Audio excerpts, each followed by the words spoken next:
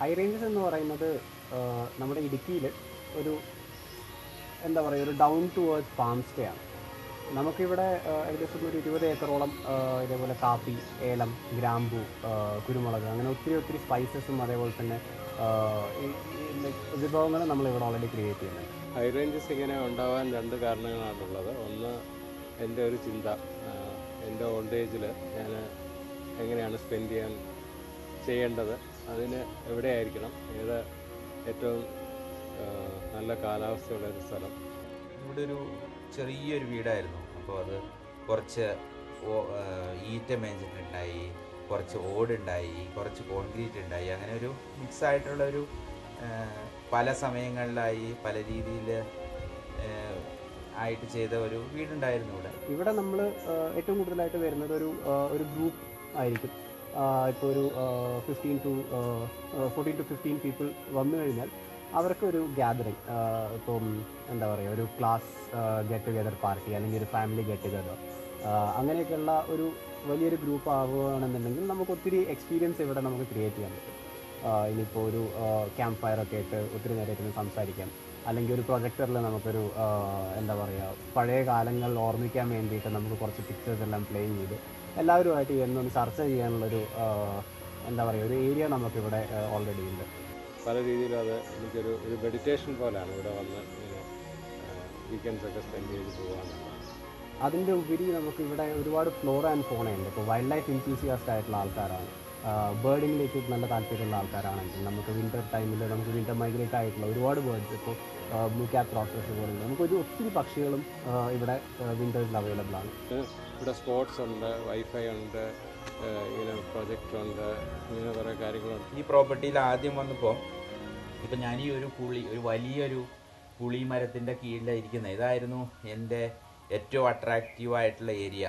നമുക്കിവിടെ കിട്ടുന്ന വേറെ കുറച്ച് എക്സ്പീരിയൻസ് ആണ്. ഇപ്പോൾ ഗോപിച്ചേട്ടൻ്റെ പാല്, നമ്മളിവിടെ യൂസ് ചെയ്യുന്ന മിൽക്ക് പ്രോഡക്റ്റ്സ് എല്ലാം നമ്മൾ ഇവിടെ തന്നെ തൊട്ടപ്പുറത്തുള്ള ഗോപിച്ചേട്ടൻ്റെ നിന്നാണ് നമ്മൾ പാല് വാങ്ങുന്നത്. ഒരു ദിവസം നമ്മൾ 2 നേരമാണ് ഇവിടെ പാല് വാങ്ങുന്നത്. രാവിലെ പുള്ളി കറക്കുന്ന പാല് വെച്ചിട്ടാണ് നമുക്ക് ത്രൂ ഔട്ട് ദ ഡേ നമുക്ക് ഈ മിൽക്ക് പ്രോഡക്റ്റും കാര്യങ്ങളൊക്കെ നമ്മൾ യൂസ് ചെയ്യുന്നത്. ചില ആക്ടിവിറ്റീസിന് വേണ്ട ട്രെയിൽസ് ക്രിയേറ്റ് ചെയ്തു. പിന്നെ അതിനനുസരിച്ച് ഓരോ ഇവിടെ അടുത്ത് ലോക്കൽസായിട്ടുള്ള എല്ലാവരെയും ഇൻവോൾവ് ചെയ്യിപ്പിച്ച് പല ആക്ടിവിറ്റീസ്, ഒന്ന് മിൽക്ക് പ്രൊഡ്യൂസ് ചെയ്തിട്ട് അത് നമ്മൾ പനീറുണ്ടാക്കി അത് തന്നെ നമ്മളിവിടെ സെർവ് ചെയ്യാൻ നോക്കുന്നു. അങ്ങനെ എല്ലാം കൊണ്ടും ഇത് ലോക്കൽസിനെ കൂടെ ഇൻവോൾവ് ചെയ്യിച്ചിട്ട് they also should get benefit. Fresh products അതിന് യാതൊരു ക്ഷാമവുമില്ല. നമ്മൾ യൂസ് ചെയ്യുന്ന സ്പൈസസ് എല്ലാം നമ്മുടെയും, പിന്നെ അതേപോലെ തന്നെ അപ്പച്ചേട്ടനാണ് നമുക്ക് നമ്മുടെ ഫാമിനെ ഇങ്ങനെ ഈ ഒരു സ്പൈസ് ഹെവനായിട്ട് പൊക്കിക്കൊണ്ടുവന്നിട്ടില്ല. അപ്പോൾ അപ്പച്ചേട്ടൻ നമുക്ക് പ്ലക്ക് ചെയ്ത് തരുന്ന പെപ്പർ, അതേപോലെ തന്നെ കോഫി, നട്ട്മെഗ്, ഇതെല്ലാം നമുക്ക് യൂസ് ചെയ്യാനും അതെല്ലാം നമുക്ക് ഇവിടെ അതിൻ്റെ ആ ഒരു ട്രൂ ഫ്ലേവർ, ഒരു ഫ്രഷ് ട്രൂ ഫ്ലേവർ നമുക്ക് ഫീൽ ചെയ്യാനുള്ള ഒരു ഓപ്പർച്യൂണിറ്റി ഹൈ റേഞ്ചസിലുണ്ട്. അങ്ങനെ ഓരോരോ എക്സ്റ്റീരിയർ ഏരിയാസ് നമ്മളിവിടെ ക്രിയേറ്റ് ചെയ്തു. അതിലൊന്നാണ് ഇത്, ഈ പുളിയുടെ ചോട്. പിന്നെ നമ്മൾക്കൊരു ബട്ടർഫ്ലൈ ഏരിയ ഉണ്ട്, ബാക്ക് സൈഡ് ഉണ്ട്, ഇതിൻ്റെ ടെറസിൽ കുറച്ച് ഏരിയകളുണ്ട്, പിന്നെ ഒരു വരാന്തയുണ്ട്, ഇൻസൈഡ് വരാന്തയുണ്ട്, ഔട്ട്സൈഡ് വരാന്താസ് ഉണ്ട്.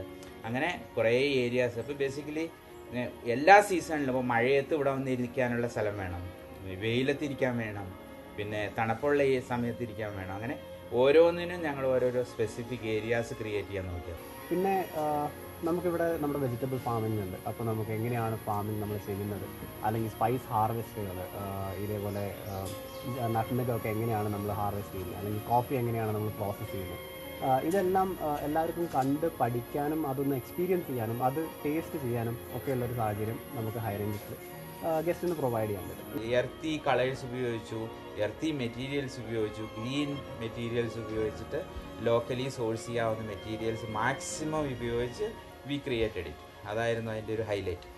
ഈ ഒരു ഫാമിനകത്ത് നമുക്ക് ഒരു ഗസ്റ്റിന് കൊടുക്കാൻ പറ്റാവുന്ന ഒരു എക്സ്പീരിയൻസ്, ഒരു കംഫർട്ടബിൾ ആയിട്ടുള്ളൊരു സ്റ്റേ, അതിൻ്റെ കൂടെ തന്നെ അവർക്ക് എന്താ പറയുക, അവരുടേതായിട്ടുള്ള പ്രൈവസി എൻജോയ് ചെയ്ത് ഇവിടുത്തെ നേച്ചറും അതേപോലെ തന്നെ ഒരു ഫാമിലെ ആംബിയൻസ് എല്ലാം ആസ്വദിക്കാൻ പറ്റുന്ന ഒരു ബിൽഡിംഗാണ് നമ്മളിവിടെ ഉണ്ടാക്കിയിട്ടുള്ളത്.